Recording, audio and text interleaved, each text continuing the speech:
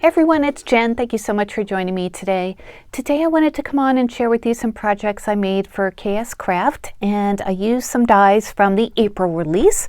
I will link all of the dies that I used in the description box. They'll be on the AliExpress site. You can always check the Amazon store to see if they're there as well.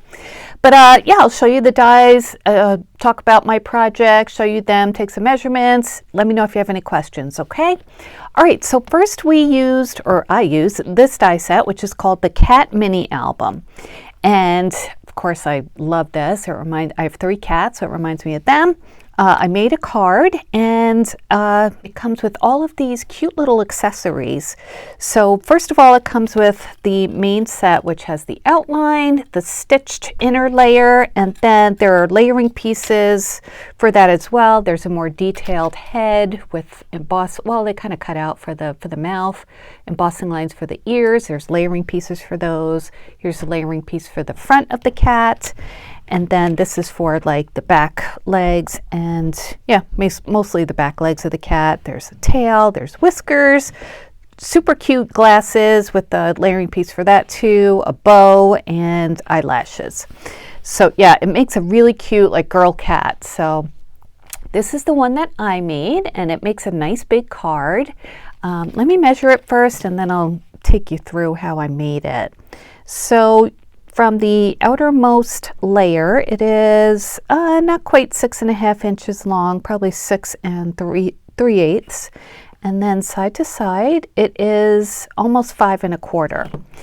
So I use different textures for my cat. I was trying to decide if I wanted to do that or pattern paper. I thought, let's use some embossing folders. So for this embossing folder, I used one from Spellbinders that I've had for quite a while. This one is called Orange Peel Quilt.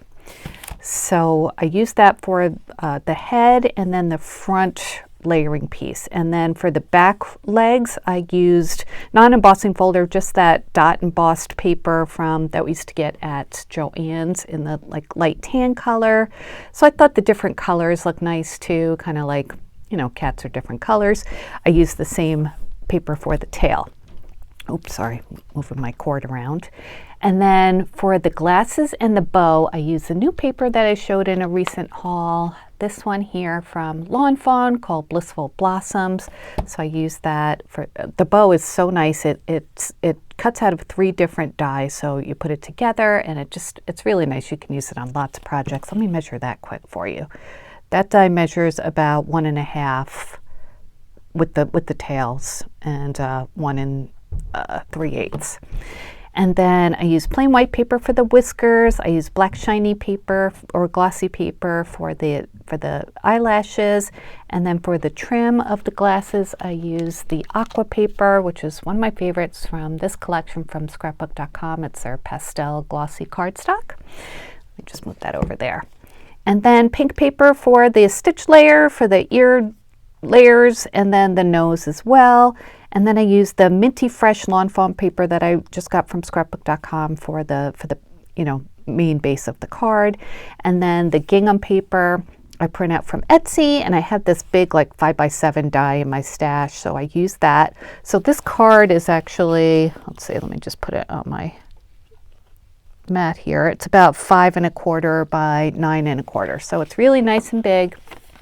And then on the inside, I used Your Possum, which comes from another new set. It's this one, Animal Shadow Words. And obviously I used Your Possum. It also comes with Stay, Positive, Sloppy, Hello, Treats, I Woof You, Doggy, Kisses, and For Ren. So I've shown these before. But they make perfect inside sentiments too. And I thought this would be like a good congratulations card, or just, you're great kind of card. Maybe just a, generic card. So yeah, isn't that adorable? And you can really customize your cat with different papers and things like that. But yeah, good reason to get out your embossing folders too. And you can see how the mouth cuts out, like I mentioned there. You can emphasize that with some glossy pens if you wanted to, but I just left it like that. So yeah, super cute. I love that die set. So fun to make. It would be really cute to make a mini album with it like it was intended to. and you know, put photos of your pets and stuff in it.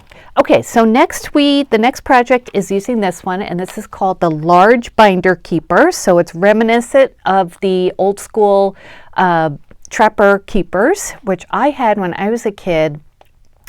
I was back in the 80s, and I think they came back like in the 90s, so I think that's why they're in the 90s release. So Hannah has a tutorial on her page, on her channel, for how to make it into like a mini album, and I kind of use that to make it into a card. If anybody wants me to make a tutorial on how to make my card, just let me know. But Hannah's tutorial is very helpful, which I'll link.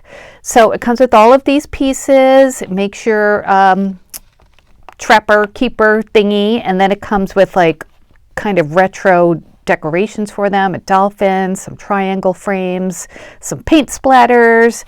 This is, you can use to make you know, places for binder rings. It comes with the word keeper in that iconic font, layering piece. This is a pocket, and then the zigzag too, which is very 80s to me. All right, so here is the card that I made. And look at that. Isn't that like, it's such a cute little mini trapper keeper. I showed it to my husband. He's like, oh my God, totally took him back to the 80s too. So for this one, I used a couple of paper pads I had in my stash. I used Candy Brights from Michaels, which is this one. So you might have this one as well. This came out last year, I believe, at Michaels, 2025. Yep. So it's got a lot of like, you know, 90s, 80s, retro-y kind of papers, or I don't think they're made for that, but that's what I interpreted them to be. So I used that, and then I used a couple papers from this old collection from Damask Love. It's Sunshine Boulevard, and like I used this one. It's kind of funky with bold prints. That reminds me of 80s and 90s too.